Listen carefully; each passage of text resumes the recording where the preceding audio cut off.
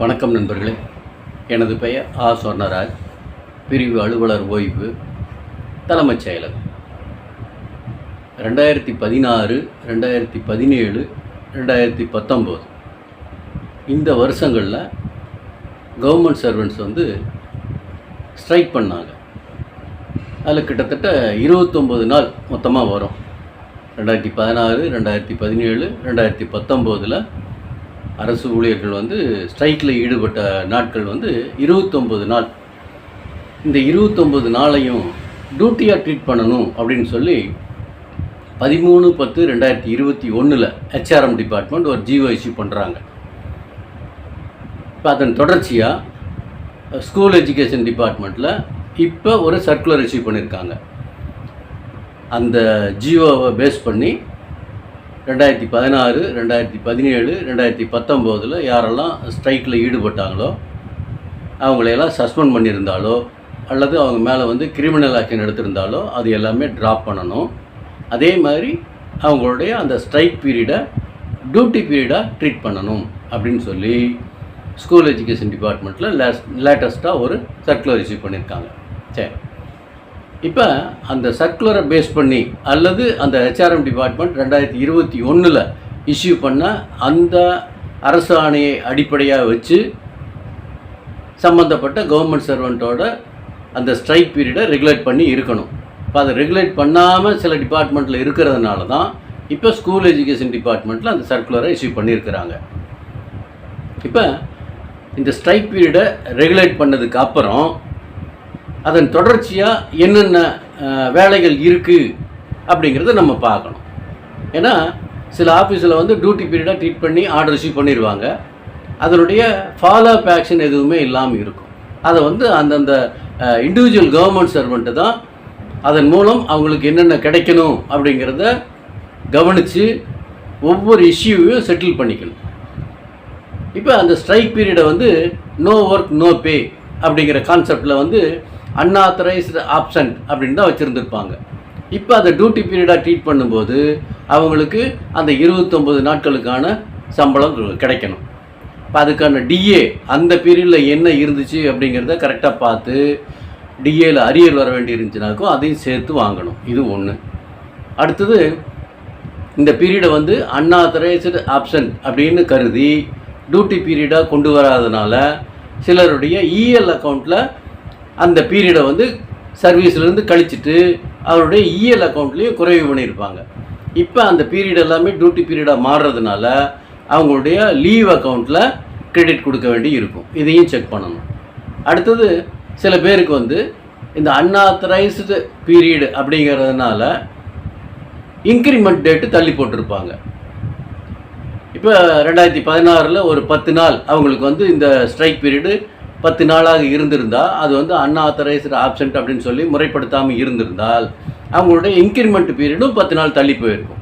இப்போ அதை ரெகுலேட் பண்ணி அவங்களுக்கு ஆக்சுவலாக என்ன தேதியில் இன்க்ரிமெண்ட் வாங்கியிருக்கணுமோ அந்த தேதிக்கு இன்க்ரிமெண்ட்டை போட சொல்லி அதுக்கான சம்பளத்தை வாங்கிக்கணும். அதே மாதிரி அந்த பீரியடுக்கான டிஏ என்னவா இருந்துச்சோ அதுக்கான அரியரையும் அவங்க கேட்டு வாங்கணும். அடுத்ததாக பார்த்தோம்னு சொன்னால் இந்த ஸ்ட்ரைக்கில் ஈடுபட்டதுனால சில பேரை சஸ்பெண்ட் பண்ணியிருப்பாங்க. இப்போ அந்த சஸ்பென்ஷன் பீரியடையும் ரெகுலேட் பண்ணணும். இப்போ இந்த சஸ்பென்ஷன் பீரியடை டியூட்டி பீரியடாக ரெகுலேட் பண்ணும்போது அவங்களுக்கு ஏற்கனவே பிழைப்பூதியம் கொடுத்துருந்தாங்கன்னு சொன்னால் அந்த பிழைப்பூதிய தொகை கழிவு செய்தது போக மீதி சேலரி அமௌண்ட்டு அவங்களுக்கு கொடுக்க வேண்டியிருக்கும். அதே மாதிரி இதுக்கான ஆர்டரும் ஸ்பெசிஃபிக்காக இஷ்யூ பண்ணி அவங்களுடைய எஸ்ஆரில் என்ட்ரி பண்ணியிருக்கணும். அதே மாதிரி சில பேருக்கு மேலே கிரிமினல் கேஸு புக் ஆகிருக்கும்.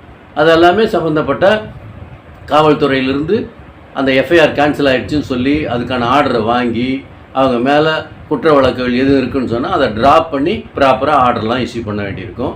அது சம்மந்தமாக அவங்களுடைய எஸ்ஆர்லேயும் என்ட்ரியை போட வேண்டியிருக்கும். இப்போ இதெல்லாம் தாண்டியும் சில நேரங்களில் சில பேர் ப்ரொபேஷன் பீரியடில் இருந்திருப்பாங்க. இப்போ அவங்களுக்கெல்லாம் நிறைய பாதிப்புகள் வந்திருக்கும். இந்த 29 நாள் அன்ஆத்தரைஸ்டு ஆப்சண்ட்டாக இருந்த காரணத்தினால அவங்களுக்கு ப்ரொபேஷன் தள்ளி போயிருக்கலாம், இன்க்ரிமெண்ட் போடாமல் இருந்திருப்பாங்க. இப்போ அதையெல்லாமே செக் பண்ணி நம்ம கரெக்ட் பண்ணி எஸ்ஆரில் என்ட்ரி போட வைக்கணும். இது மட்டும் இல்லாமல் சில பேர்த்துக்கு இந்த ஸ்ட்ரைக்கில் ஈடுபட்டதன் காரணமாக அன்ஆத்தரைஸ்டு ஆப்சண்ட்டை ரெகுலேட் பண்ணாமல் இருந்ததுனால சர்வீஸ் பீரியடு குறைவாக இருந்திருக்கும். இப்போ அவங்களுக்கு வந்து ப்ரொமோஷன் கொடுக்காமல் இருந்திருப்பாங்க.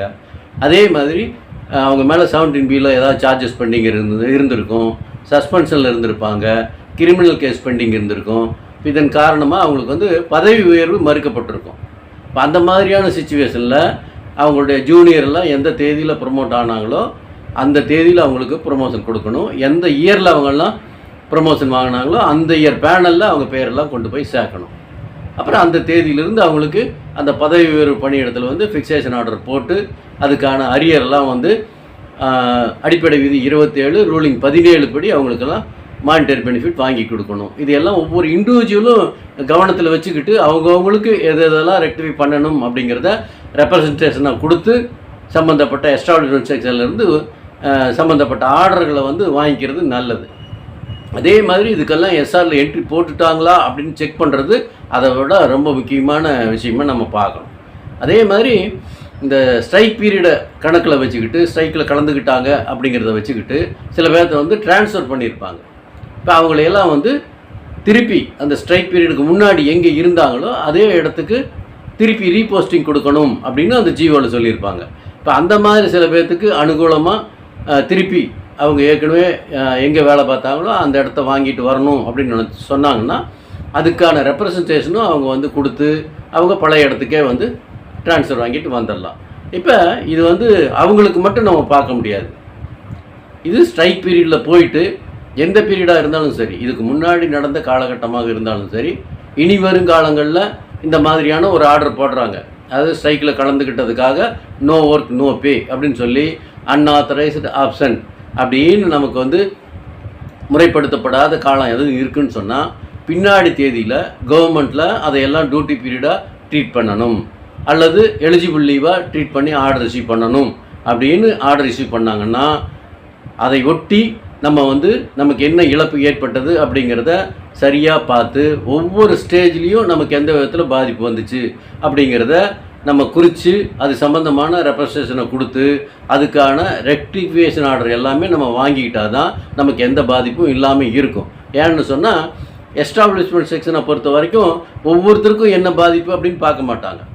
இப்போ அந்த ஜிஓ பேஸ் பண்ணியோ அல்லது இந்த ஸ்கூல் எஜுகேஷன் டிபார்ட்மெண்ட்டில் இஷ்யூ பண்ணியிருக்க சர்க்குலர் பேஸ் பண்ணியோ என்ன பண்ணுவாங்கன்னா அந்த சம்மந்தப்பட்ட நபர்கள் தொடர்புடைய அந்த ஸ்ட்ரைக் பீரியடை வந்து டியூட்டி பீரியடாக ட்ரீட் பண்ணி ஒரு காமன் ஆர்டர் இஷ்யூ பண்ணிவிடுவாங்க.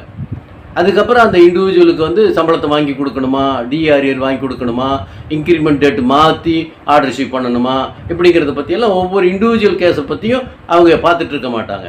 அதே மாதிரி ஸ்ட்ரைக் பீரியடில் வேலை பார்த்தவங்க ஒரு ஆஃபீஸில் வேலை பார்த்துருப்பாங்க. இப்போ 2025 அவங்க வந்து வேறு ஆஃபீஸுக்கு போயிருப்பாங்க. 2 ஆஃபீஸ் 3 ஆஃபீஸ் மாதிரி கூட போயிருப்பாங்க.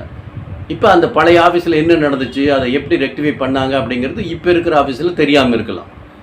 அப்போ இண்டிவிஜுவல் கவர்மெண்ட் சர்வெண்ட்டு தான் நமக்கு என்னென்ன ஆர்டர்லாம் இஷ்யூ பண்ணணும் அப்படிங்கிறதுக்கான ரெப்ரசன்டேஷனை சரியான தருணத்தில் கொடுத்து அதுக்கான ஆர்டர்ஸ் எல்லாம் வாங்கி அந்த ஆர்டர் சம்மந்தமான பணப்பலன்கள்லாம் அவங்களுக்கு வந்துருச்சாங்கிறதையும் சரி பார்த்துக்கணும். அதே மாதிரி ஒவ்வொரு ஆர்டர் சம்மந்தமாகவும் அவங்களுடைய எஸ்ஆரில் என்ட்ரி ஆயிடுச்சா அப்படிங்கிறதையும் சரி பார்த்து கொள்ள வேண்டியது அந்தந்த கவர்மெண்ட் சர்வெண்ட்டோட தலையாய வேலை.